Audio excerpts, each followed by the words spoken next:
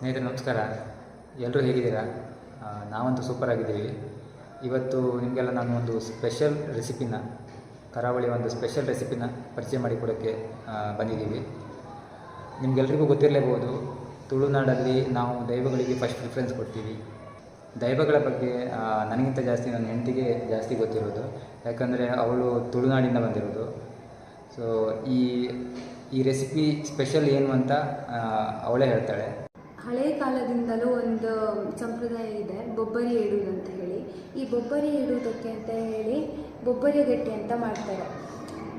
ಅದು ಮಾಡೋ ರೀಸನ್ ಏನಂತ ಹೇಳಿದರೆ, ಮನೆಯಲ್ಲಿ ಸಾಕು ಪ್ರಾಣಿಗಳಿರುತ್ತೆ, ಎಸ್ಪೆಷಲಿ ದನ ಕರುಗೆಲ್ಲ ಯಾವುದೇ ತೊಂದರೆ ಬರಬಾರ್ದು ಅಂತ ಹೇಳಿ ಮೊದಲಿನ ಕಾಲದಲ್ಲಿ ಎವ್ರಿ ಮಂತ್ ಇಡ್ತಾಯಿದ್ರು. ಬಟ್ ಇವಾಗ ಕೆಲವರೆಲ್ಲ ಎವ್ರಿ ಮಂತ್ ಇಡೋದಿಲ್ಲ, ವರ್ಷಕ್ಕೆ ಒಂದು ಸತಿನೋ 2 ಸತಿನೋ ಆ ಥರ ಎಲ್ಲ ಮಾಡ್ತಾರೆ.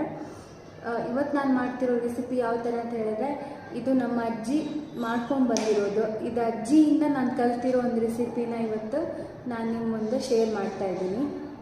ಇವತ್ತು ಈ ವಿಡಿಯೋದಲ್ಲಿ ನಾವು ನಮ್ಮ ಕರಾವಳಿಯ ಒಂದು ಹಳೆಯ ಸಂಪ್ರದಾಯವನ್ನು ನಿಮಗೆ ಪರಿಚಯ ಮಾಡಿಕೊಡೋಕ್ಕೆ ಬರ್ತಾ ಇದ್ದೀವಿ.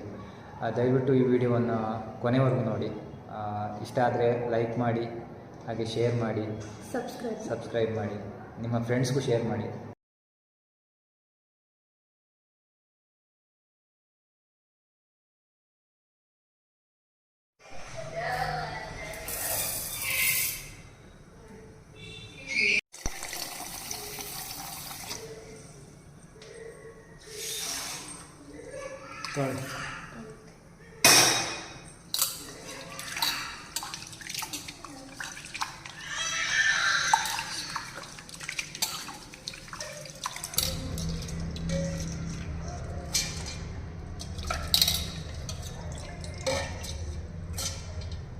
ಏಟ್ ಟು 9 hours ಇದನ್ನು ನೆನೆಸಿಟ್ಟಿದ್ದು.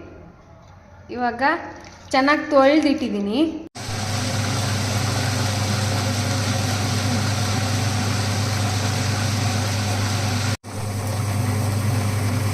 ರುಚಿಗೆ ತಕ್ಕಷ್ಟು ಉಪ್ಪು.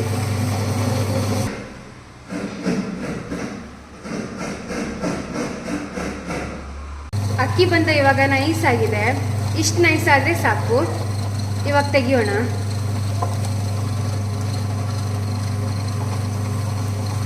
ತುಂಬ ತೆಳು ಆಗಬಾರ್ದು, ಸ್ವಲ್ಪ ಗಟ್ಟಿನೇ ಇರಬೇಕು ಈ ಥರ.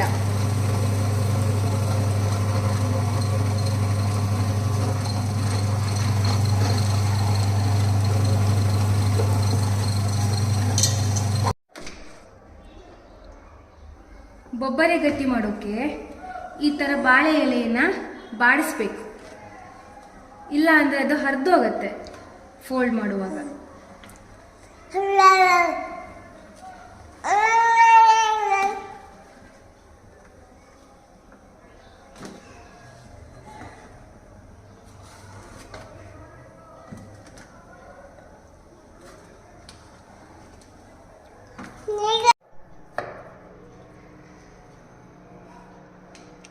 ಈ ಥರ ಬಾಡಿಸಿ ಇಟ್ಕೊಂಡಿರೋ ಎಲೆ ಮೇಲೆ ಈ ಥರ ಅಕ್ಕಿ ಬಂದನ ಹೀಗೆ ಡೈರೆಕ್ಟಾಗಿ ಅಪ್ಲೈ ಮಾಡಬೇಕು.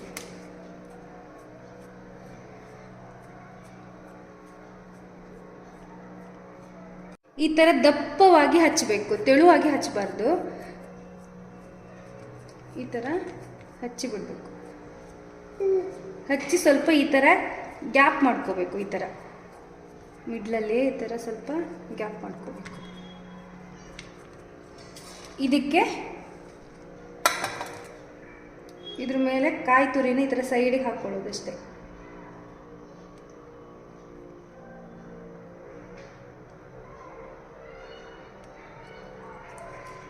ಕಾಯಿ ತುರಿನ ಈ ಥರ ಹಾಕಿ ಆದಮೇಲೆ ಈ ಥರ ಬಾಳೆ ಎಲೆನ ಫೋಲ್ಡ್ ಮಾಡಿದ್ರೆ ಆಯಿತು.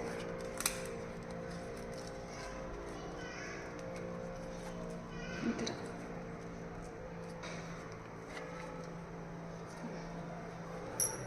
ಫೋಲ್ಡ್ ಮಾಡಿ ಒಂದು ಎಲೆ ಮೇಲೆ ಹೀಗೆ ಇಟ್ಬಿಡೋಣ. ಇದು ಇನ್ನೊಂದು ಥರ ಗಟ್ಟಿ, ಅದೇ ದಿನ ಮಾಡ್ತಾರೆ. ನಮ್ಮ ಅಜ್ಜಿ ಹಳೆ ಕಾಲದಿಂದನೂ ಈ ಥರ ಮಾಡ್ತಾಯಿದ್ರು. ಇದಕ್ಕೆ ಯಾವುದೇ ಥರ ಕಾಯಿ ಸಿಹಿ ಯಾವುದೂ ಹಾಕೋದಿಲ್ಲ, ತುಂಬ ತೆಳ್ಳಗೆ ಹಚ್ಚಬೇಕು ಈ ಥರ.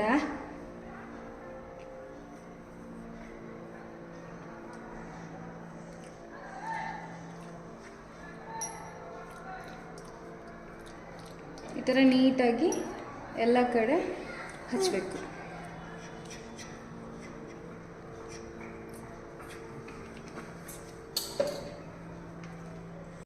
ಸ್ವಲ್ಪ ವಾಪಸ್ ಕೈಗೆ ಅಂಟಿದ್ರೆ ಸ್ವಲ್ಪ ಇದಕ್ಕೆ ನೀರು ಹಾಕ್ಕೊಂಡ್ರೆ ಆಯಿತು. ಸ್ವಲ್ಪ ಈ ಥರ ಫೋಲ್ಡ್ ಮಾಡಬೇಕು, ಈ ಥರ ಫೋಲ್ಡ್ ಮಾಡ್ತಾ ಬರಬೇಕು ಅಷ್ಟೇ, ಸಿಂಪಲ್. ಈ ಥರ ಬಾಳೆ ಎಲೆಗೆ ಈ ಥರ ಅಕ್ಕಿ ಬಂದನ್ನು ಹಚ್ಚಬೇಕು. ಇದು ಆ್ಯಕ್ಚುಲಿ ಬರೀ ಕಾಯಿ ಹಾಕೋದಲ್ಲ, ಅಥವಾ ಯಾವುದು ಬರೀ ಕಾಯಿ ಮಾತ್ರ ಅಲ್ಲ, ಸ್ವಲ್ಪ ಸಿಹಿ ಬೆಲ್ಲ ಹಾಕಿ ಮಾಡುವಂಥದ್ದು. ಇದು ಮಕ್ಕಳಿಗೆಲ್ಲ ಸ್ವಲ್ಪ ಇಷ್ಟ ಆಗತ್ತೆ. ಒಂದೇ ಅಕ್ಕಿ ಬಂದದಲ್ಲಿ 3 ಥರ ರೆಸಿಪಿನ ನೀವು ಮಾಡ್ಬೋದು. ಇದಕ್ಕೆ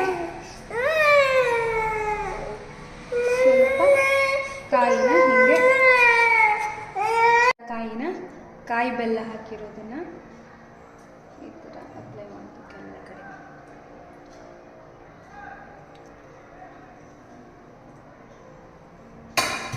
ಆಮೇಲೆ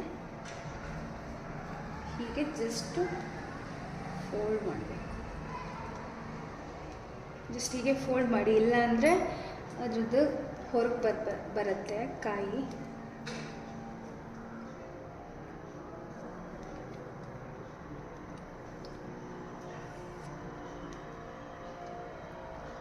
ಇಷ್ಟ.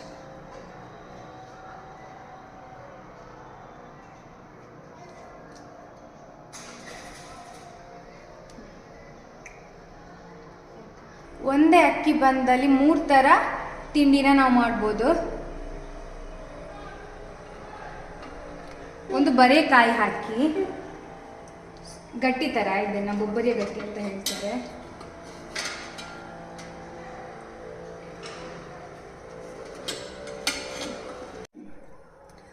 ಮತ್ತು ಇದು ಯಾವುದೇ ಥರ ಸಿಹಿ ಹಾಕದೆ ಮಾಡಿರುವಂಥದ್ದು. ಇದು ಮಕ್ಕಳಿಗೋಸ್ಕರ ಕಾಯಿ ಬೆಲ್ಲ ಹಾಕಿ ಮಾಡಿದ್ದು.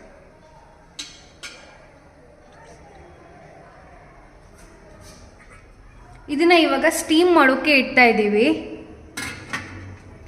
ಒಂದು 30 ಮಿನಿಟ್ಸ್ ಆದ್ರೂ ಸ್ಟೀಮ್ ಮಾಡಬೇಕು.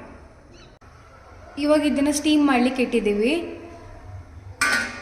ಒಂದು 30 ಮಿನಿಟ್ಸ್ ಆದರೂ ಇದನ್ನು ಸ್ಟೀಮ್ ಮಾಡೋಕ್ಕೆ ಇಡಬೇಕು. ಒಂದು 10 ಮಿನಿಟ್ಸ್ ಫಾಸ್ಟ್ ಇರಲಿ. 10 ಮಿನಿಟ್ಸ್ ಆದಮೇಲೆ ಫುಲ್ ಸ್ಲೋ ಮಾಡಿ 20 ಮಿನಿಟ್ಸ್ ಬೆಂದರೆ ಸಾಕು. ಇವಾಗ ಇದಾಗಿದೆ, ಆಫ್ ಮಾಡ್ತಾ ಇದ್ದೀನಿ.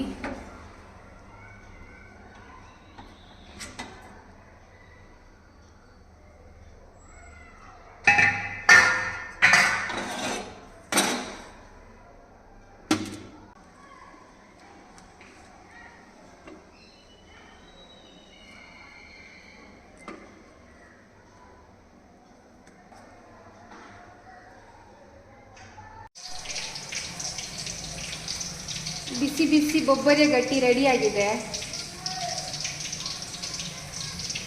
ನೋಡಿ ಎಷ್ಟು ಒಳ್ಳೆ ಬಂದಿದೆ ಅಂತ ಹೇಳಿ. ಇನ್ನೊಂದು ಥರದ ಬೊಬ್ಬರೆ ಗಟ್ಟಿ ಮಾಡಿದ್ನಲ್ವ, ಈ ಥರ ಎಷ್ಟು ಒಳ್ಳೆ ಬರ್ತಾ ಇದೆ ನೋಡಿ. ಸಿಹಿ ಮಾಡಿದ್ನಲ್ವಾ ಅದು ನೋಡಿ.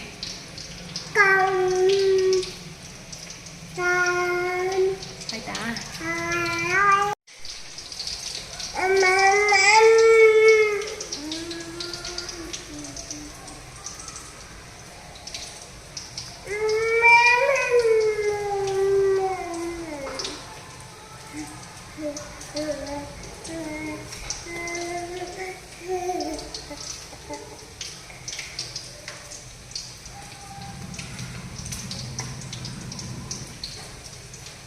ಸೊಳ್ಳೆ ಬಂದಿದೆ ನೋಡಿ.